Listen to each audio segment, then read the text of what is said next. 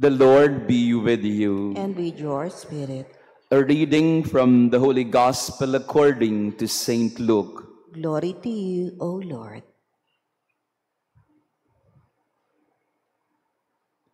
Jesus saw a tax collector named Levi sitting at the customs post. He said to him, "Follow me." And leaving everything behind, he got up and followed him. Then Levi gave a great banquet for him in his house, and a large crowd of tax collectors and others were at table with them. The Pharisees and their scribes complained to his disciples, saying, "Why do you eat and drink with tax collectors and sinners?" Jesus said to them in reply, "Those who are wealthy do not need a physician, but the sick do. I have not come to call the righteous to repentance, but sinners." The Gospel of the Lord. Praise to you, Lord Jesus Christ. Please be seated. Praise be Jesus Christ. Now and forever. Laudetur Jesus Christus. Semper laudetur. Magandang umaga sa ating lahat. Good morning, brothers and sisters. Pakibati din ng good morning ang ating katabi. It's a beautiful Saturday morning and we are together once more to continue our Lenten journey. To our online parishioners, thank you also for joining us this morning. We now go to the fourth station. Napakabilis po ng araw. Beginning Ash Wednesday, we started this 40 stations of Lent. Mamaya after the Mass in our SMG word, I will explain the significance of the number 40 and why Lent is connected with 40. So we started the 40 stations of Lent. Again, to remind you, station refers to the holy pause, the stop, our pit stop in the journey of Lent. We now go to the fourth stop. We find this in our gospel today from Saint Luke. We heard about two tables. The first table is the table of Levi in his job as a tax collector. He was sitting at his customs post because he was a tax collector. So this table of Levi, or Matthew in the other Gospels, the table of Levi is one of corruption. Dito na kinokolekta yung buwis, dito niya kinukuha din ang kanyang kabuhayan, at dito rin siya nagtotongpats, no, sa mga taong kinokolektahan niya ng buwis. So the table of Matthew, the table of Levi in his post. But Jesus pointed to him, "Follow me." And Matthew got up, Levi got up, he left everything behind and followed Jesus and invited Jesus to his house and prepared a great banquet for Jesus, invited his colleagues. A large crowd of tax collectors also came, and other well-known sinners at that time. Another table, the banquet where Jesus ate with tax collectors and sinners. The scribes and the Pharisees, they were complaining, "Why do you do that? It's abominable. Ang ginagawa mo ay isang karumal-dumal na krimen. Dahil ikaw ay nakikihalubilo, nakikikain, nakikiinom. Kasama mo sa hapag ang mga makasalanan."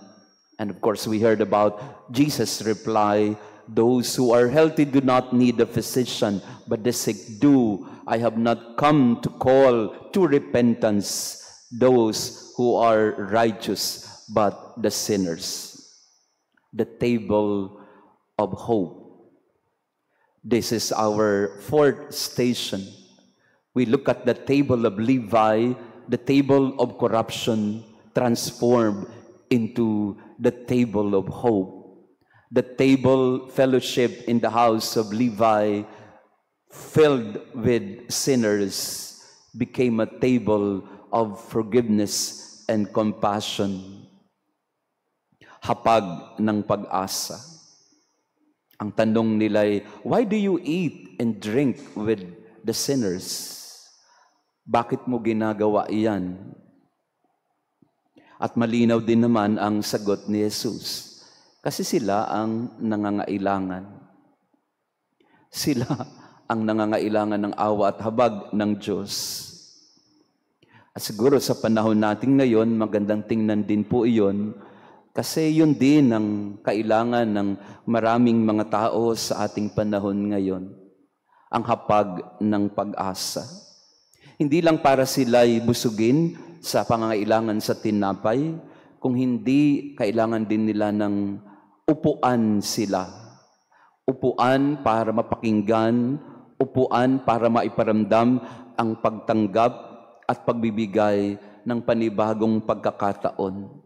When you eat with someone, it signifies mainly that this person that you are dining with is family.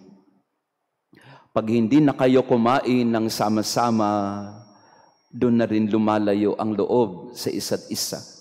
Kitang-kita po natin ito sa pamilya. Kailan ho nasisira ang pamilya? Hindi ho sa awayan. Nagkakaroon ng lamat sa pamilya kung hindi na tayo marunong kumain na magkakasama. Kasi bakit mo nga naman bibigyan ng panahon o kaya ng pansin ang isang taong ayaw mong makasama sa hapag? It's a good reminder to us today on our fourth station or fourth stop. Do we still eat together?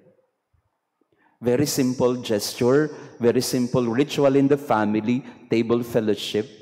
But do we still do that? When was the last time we had laughter in our home over table and dinner? When was the last time you went out for a date with your husband or your wife or your children? It doesn't have to be expensive. Hindi naman po kailangan pumunta sa mga expensive hotels or restaurants. It's just really finding time to tell stories, to eat together. And perhaps today also, on our fourth stop, we ask ourselves, are we also accepting of those who are labeled as sinners? Meron ba tayong panahon din para kausapin yung mga nagkakamali o kaya ay mga naligaw ng landas? Or we have totally given up on them. We have just allowed them to drift away from us. That's the first part of our first stop or fourth station. Kailangan umupo. Kailangan kumain ulit ng sama-sama. Pero yung pangalawang hamon din ng fourth station natin ay hindi lang po yung basta pag-upo o pagsasama-sama para kumain. Jesus did not just mingle and socialize just because he was a socialite or a social person. He mingled and socialized because he called them to a new kind of life. He called them, invited them to repentance. Yes, he went to the table of Levi, but he also told Levi, follow me. Yes, he dined with sinners and tax collectors, but he also invited them, follow me. Follow me to a new path or new way of life. And that's what Isaiah is saying and explaining in our first reading today, Isaiah 58. We find Isaiah, the if-then of Isaiah. The Lord promises plenty. The Lord promises an unending river, a watered garden, a water that never fails, a spring whose water never ends. We find in the first reading the if-then clause of Isaiah. If you remove from your midst false accusation, malicious speech, if you bestow bread on the hungry, then light shall rise for you in the darkness. Then the Lord will guide you, and you shall renew your strength. There is also the aspect of the call and the challenge to repentance and conversion. If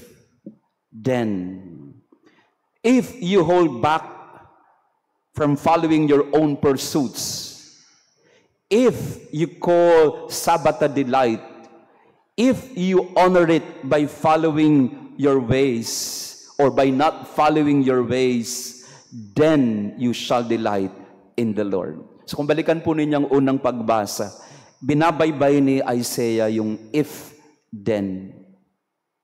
If you do this, then God will do this. Yes, God's love is unconditional, unmerited, undeserved. But there is also a human response to it. Kailangan ding tumugon sa paanyaya ng Diyos. If you do this, says the Lord, then I shall do this for you. There is the divine compassion and mercy. He takes the initiative to dine with us. But He also invites us, get up from that table of sin. Get up from that old way of living and follow the new path that I am introducing for you. This is the fourth station of Lent, the table of hope. Jesus invites us, sit down, let's talk. But He also asks us, get up and let's move forward. Dito po, may isa pong parishioner tayo dito na ganun po ang kanyang laging nilalapit sa akin, pero hindi po siya taga rito sa atin, pero lagi po siyang nandyan sa paligid-ligid natin. He was my former parishioner, and he discovered that I am assigned here, and he comes back. Kasi noon sa dati kong parokya, tinutulungan ko siya. But I was telling him, you have to change your ways. Hindi ka pwedeng aasa na hihingi sa akin. Hindi naman ako mayaman, nabibigay ako ng bibigay sa'yo. Kailangan mo ding ayusin ang pamilya mo. Kasi pinalayas na siya ng asawa niya, kasi nagdadrug siya. Pati yung nanay niya, dinadamay na rin. So, makulit siya. Lagi siyang nandito. And I often tell him, kapatid, bro, hindi pwedeng ganito. Hindi pwedeng tutulungan kita, pero hindi mo tutulungan ng sarili mo. Oo, bibigyan kita. Bakit hindi? Magbibigay tayo ng tulong. Bakit hindi? Pero kailangan tulungan mo din ng sarili mo. And one time, meron tayong isang parishioner na takot siya kasi nilapitan daw siya nitong ating parishioner na, Father, humihingi po sa akin ng ganito. Bibigyan ko po ba? Ang sabi ko sa kanya, Sister, ako pong kakausap. Kakausapin ko po siya. Kasi parang ulit-ulit. Binigyan natin ng tulong, maya-maya, babalik na naman, at mababalitaan ko, ginastos pala yung tinulong natin sa ganito, sa ganyan. Nangako, Father, magbabago na po ako, ganito na po gagawin ko, pero mamaya, mababalitaan mo, ganun pa rin pala. Isaiah, if then, the mercy of God is boundless, it is unlimited, but it also necessitates a human response. It also calls us to conversion and repentance. Hindi yung paulit-ulit lang tayo. Siguro yun din po ang problema ng marami sa atin. I would say, duda ko sa mga mukha ninyo, hirap na rin kayo sa mga matitigas ang ulo sa bahay ninyo. You love them, why not? You care for them, why not? You show them compassion and understanding, unconditional love, why not? But we don't see change. We don't see the effort also to rise up. Yeah. So, tigil muna tayo. Pag nilayan mo nga muna, nakakatulong ka pa ba? Baka naman yung tulong na ginagawa natin, inaabuso na lang nila. Pakitingnan nga ang katabi mo. Ikaw ba yung sinasabi ni Father? Ulit-ulit na lang tayo. At yun din ang paanyaya sa atin sa fourth station, table of hope. God, ang pisi ng Diyos sa atin napakahaba. Ang pangunawa ng Diyos para sa atin napakalawak. Napakalalim ng pag-ibig at habag sa atin ng Diyos. Pero ang paanyaya din niya, kailangan umakyat ka din. Kailangan mo tumayo din. Kailangan mo ding magising sa katotohanan. Na kailangan ayusin mo yung buhay mo. Ang sabi ko doon sa parishioner natin na ganito lagi ang kanyang ginagawa. Tingnan mo yung asawa mo, ayaw kang tanggapin sa bahay niyo. Kasi hindi mo inaayos ang sarili mo. You also have to do your part. And this is our prayer for the fourth station.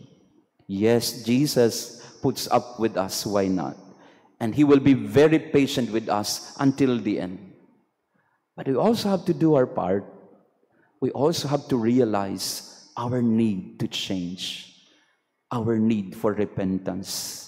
From compassion to conversion. That is what this fourth stop is about. Praised be Jesus Christ. Now and forever. Maraming salamat po sa inyong pagdalo sa ating banal na misa this morning.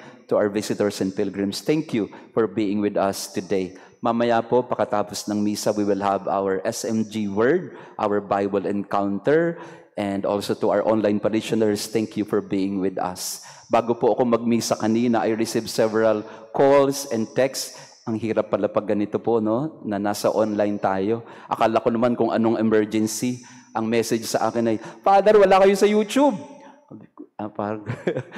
Kasalanan ko ba yun? Hindi po. So, pagka nagkakaroon po tayo ng mga technical difficulty, you can go to our YouTube or Facebook accounts po. No? Pwedeng punta kayo sa Facebook. Pag Facebook ang may problema, punta kayo ng YouTube. Pinoproblema ko pa ba ito? Ako na nga mag-imisa, poproblemahin ko pa ba yung YouTube ninyo? But nevertheless, thank you po. Thank you to our online parishioners. Ang sagot naman sa akin, kasi Father, hindi kompleto ang araw ko pag hindi kita nakita. Diyos. Pero we are very grateful po. So, kaya po, yung mga request din po na, Father, i-transcribe nyo na lang kaya, kasi minsan mahina po ang signal. Kaya po may isang parishioner tayo ng magandang loob na nag-transcribe po ng ating mga reflection every day. Kaya pag wala, tatlong option na po ito ha. Pag Facebook, pag wala Facebook, YouTube. Pag wala YouTube, Facebook. Pag wala yung dalawa, yung transcript na gagawin ng ating parishioner. Pag hindi niya ginawa assignment niya, wala tayo talaga. No? Itago na lang natin sa pangalang Agnes. Pag hindi siya nagsulat, tapos tayo. Yan. So, we are trying to do our end. We would like to share with you the Word of God in as much as we can. And we try to grow in our faith. Kaya po ngayong March 16, inaanyahan po namin kayo. We will have our parish pilgrimage. Ito po ay gagawin natin sa malapit lang po kasi para makauwi tayo kaagad, no? Makabalik tayo sa ating mga tahanan agad. So we will go to the International Shrine of Antipolo and then to Regina Rica and several churches in Rizal. So ito po ay March 16. Ang details po ay nasa ating mga opisina po. It costs I think 1,300 with free t-shirt, with free bag. Yung pagkain yata, kanya-kanyang baon tayo. No? At mas masarap din yun. Kasi we will share food with one another. Yan. So, gawin po natin itong picnic and pilgrimage ng atin pong parokya. The Lord be with you. And with your spirit. And may our loving God bless you and your family, the Father, the Son, and the Holy Spirit. Amen. Our Mass has been offered. Go in peace to love and serve the Lord. Thanks be to God.